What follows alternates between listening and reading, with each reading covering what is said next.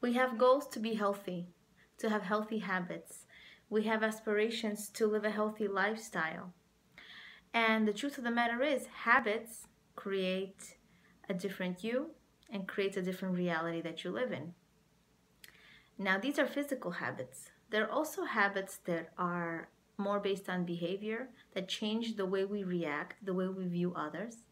And I'm going to give you 4 ideas that Rabbi Victor Miller presented in order to enhance personal relationships with others, interpersonal relationships with others, in order to celebrate a greater you.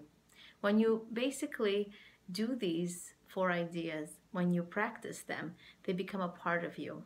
He recommended doing them for 30 days in order to celebrate a greater you. And if it's too overwhelming to do them for 30 days, start a little at a time and then enhance your days and the times you do them. Every single thing counts, and I would like to present them to you with idea number 1. Do an act of kindness a day that no one other than Hashem knows about. Now, what can we do? I stress that it's important that no one knows about it except Hashem. So when we do go out of our way, when we do things, especially as women, I personally feel that sometimes we need to color the day. We need to illustrate how hard we worked, how much we sacrificed to our husbands, perhaps people we live with, or it doesn't matter who we talk to. But we want to tell people how hard we work, the effort that we put in order to truly receive value for what we did. And the truth of the matter is, Hashem sees everything that we do. So as long as He sees it, it's truly, truly recognized. So it's a feeling of inner fulfillment that I did this for someone else, and they don't have to know about it. I still did it, and it did make me feel good. Now, what are some ideas? What ideas of what can we do? One idea is perhaps to pack a lunch or a snack. Go out of your way to really make it special for a certain someone, and just include what they like. Make it really special. Perhaps write a note, and maybe not write a note. Just go out of your way for it, and don't label it. Don't write your name, so that they can really be surprised and enjoy their lunch or snack. Another idea is sometimes when you're living next to your neighbors and you share some property, put things away for them without them knowing, because they think they could be anybody. Also, an idea is to put away their garbage. It's laying out on the street, especially after the sanitation department collects it. So just put it back on their property, and that's also an act of kindness. Those of us who have children, when they have things lying around their bedroom, just come in, put some things away. They may think somebody else did it, and just doing it without correcting them, taking this opportunity to just enjoy having children. And those of us who don't have children yet, I wish that blessing on everybody. Just enjoying the fact that you have children to take care of and put things away for. Take this moment to really internalize that and put things away for them without them knowing. It's really, really a special feeling. And it's important not to criticize them and correct them. That's for later. That's for a later time. Another idea is, if you go to the store, either it's a supermarket or a clothing store, to put things away, the items away, the ones that you don't use, the ones that you decide to not to buy. So yes, it's true that the people who we buy it from, or the supermarkets that we go to, yes, it's true that the people work there. It's true that people get paid for it. However, everybody likes to be appreciated.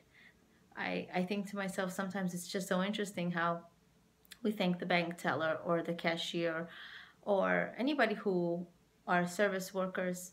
We go profusely out of our way to say thank you with words.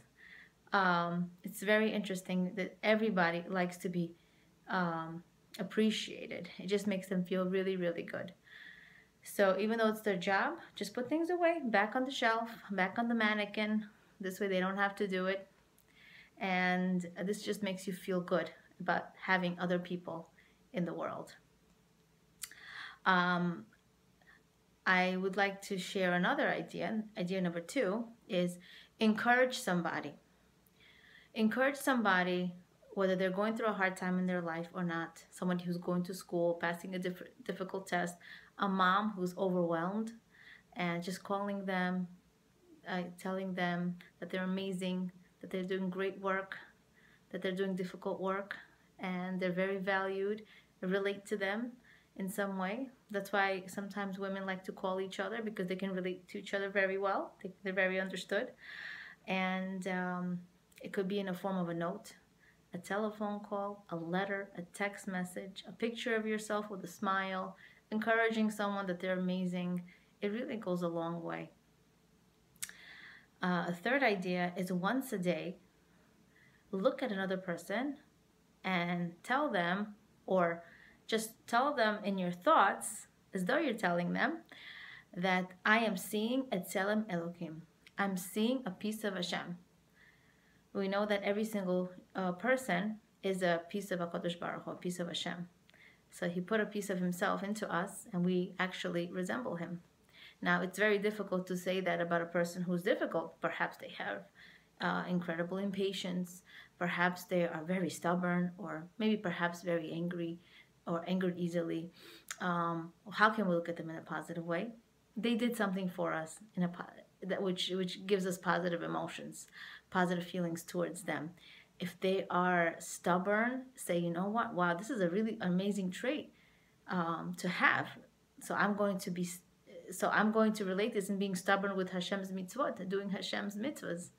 I'm going to be very passionate if I want to observe a certain mitzvah. So it's very important to get every single character trait from a person and recognize it, and just say, you know what, this is a Tzelem Elokim, this is a piece of Hashem. This is a person with a piece of Hashem, and just acknowledge that. Be grateful for that. And just like Hashem's image shines on us, shine on other people. The way you look at other people is perhaps the way they will look at you. So when you smile at anybody, they'll smile back at you. Smile at your co-workers, smile at your family members, just because. Because when you reflect on others, they reflect back on you with a shining countenance. I hope these ideas were helpful.